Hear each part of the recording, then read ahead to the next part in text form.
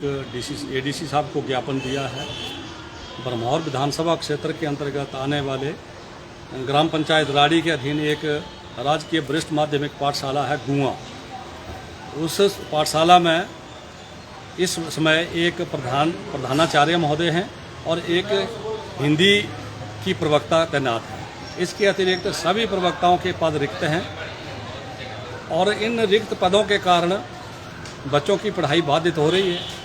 इस संदर्भ में ग्राम पंचायत राड़ी के प्रधान द्वारा स्थानीय विधायक से भी निवेदन किया जा चुका है, एसएमसी के माध्यम से निवेदन किया जा चुका है। ये हमारे एसएमसी के अध्यक्ष हैं गुड्डू राम जी, इन्होंने भी अपने एसएमसी के प्रस्ताव के माध्यम से विभाग को, सरकार को मुख्यमंत्री संकल्प सहायता पर भी इन्होंने निवेदन किया है।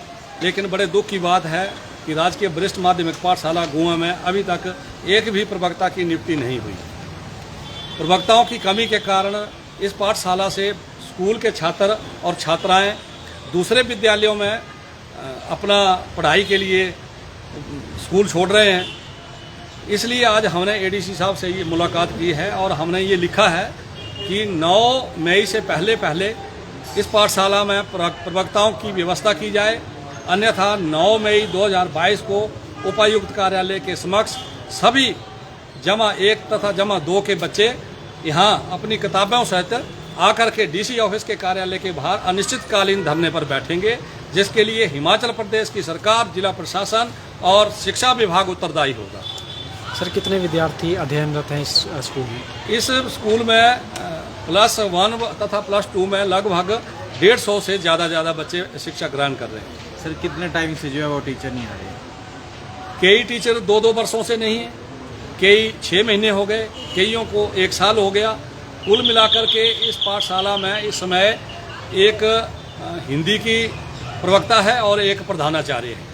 अभी सर आप एडीसी साहब से मिले तो उन्होंने क्या बोला आपको? उन्होंने ये आश्वासन दिया है कि जब तक सरकार नियुक्ति नहीं करती तब तक प्रतिनियुक्ति पर भेजने की व्यवस्था करते हैं। क्या इससे पहले कभी इस स्कूल में रिक्त पदों को भरने को लेकर आवाज़ बुलंद नहीं की गई? बिल्कुल, 2 वर्ष पहले भी हमने यहाँ डीसी साहब के माध्यम से सरकार को ज्ञापन दिया था और उसके पश्चात कुछ प्रवक्ताओं की नियुक्ति हुई भी थी। लेकिन बड़े दुर्भाग्य की बात है कि कुछ 1 महीने लगाने के पश्चात उनका स्थानांतरण उनकी इच्छा से करवाया जाता है या उनकी इच्छा के बिना करवाया जाता है, ये हमें ज्ञात नहीं है। लेकिन शीघ्र अतिशीघ्र उनका स्थानांतरण कहीं दूसरे विद्यालयों में करवा दिया जाता है और इसका खामियाजा इस पाठशाला में शिक्षा ग्रहण कर रहे बच्चों को भुगतना पड़ता है। हो सकता है आपकी इस मांग पर एक बार फिर से यहाँ अध्यापकों की नियुक्ति हो जाए और फिर वो स्थानांतरित होकर यहाँ से निकल जाएं। क्या कुछ विशेष मांग रहेगी आपकी नियुक्ति को लेकर? नहीं, अगर फिर भी ऐसा, अभी तो हमने 9 मई का टाइम दिया है, उसके पश्चात अगर प्रतिनियुक्ति पर भेज दिए जाते हैं या स्थायी नियुक्ति सरकार द्वारा की जाती है और आने वाले समय में पूर्व की भांति अगर फिर भी जल्दी इस पाठशाला से उन प्रवक्ताओं की यहाँ से ट्रांसफ़र कर दी जाती है तो आने वाले समय में फिर बच्चों का सहारा नहीं लेंगे।